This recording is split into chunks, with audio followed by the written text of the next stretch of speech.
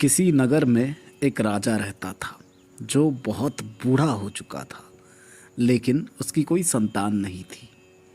अब राजा को यही चिंता सताने लगी कि उसकी मृत्यु के बाद इस राज्य और प्रजा को कौन संभालेगा।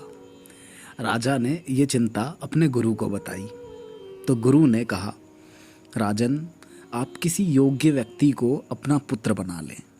राजा गुरु की इस बात को समझ गया और योग्य व्यक्ति की तलाश में लग गया। कुछ दिनों बाद राजा की चिंता और बढ़ गई क्योंकि उन्हें कोई योग्य व्यक्ति नहीं मिला।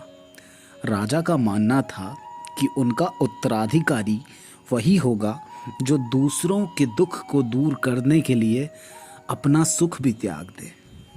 एक दिन राजा अपने महल की खिड़की पर खड़े थे, तभी उन्होंने एक भिखारी को देखा जिसके सामने पत्तल और कुछ रोटियां रखी थी।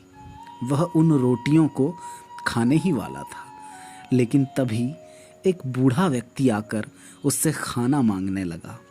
तो उस उत्तराधिकारी ने अपनी पूरी पत्तल उठाकर उस बूढ़े आदमी को दे दी। यह सब देखकर राजा ने उस भिखारी को अपने महल में बुलाया और उसे ऊंचे आसन पर बैठने के लिए कहा। भिखारी आसन पर नहीं बल्कि नीचे बैठ गया। राजा ने भिखारी को बताया कि मैं तुम्हें अपने राज्य का उत्तराधिकारी बनाना चाहता हूँ। उस व्यक्ति ने राजा से कहा कि महाराज, मैं आपका राज्य नहीं ले सकता। त्याग ही असली धर्म है, यही मोक्ष का मार्ग है। राजा ने भिखारी से कहा कि मैं इसी वजह से तुम्हें अपना उत्तराधिकारी बनाना चाहता हूँ, क्योंकि तुम दूसरों के दुख को अपना दुख समझते हो और उनके लिए अपना सुख भी त्याग कर सकते हो। यही राजा का सबसे बड़ा गुण है।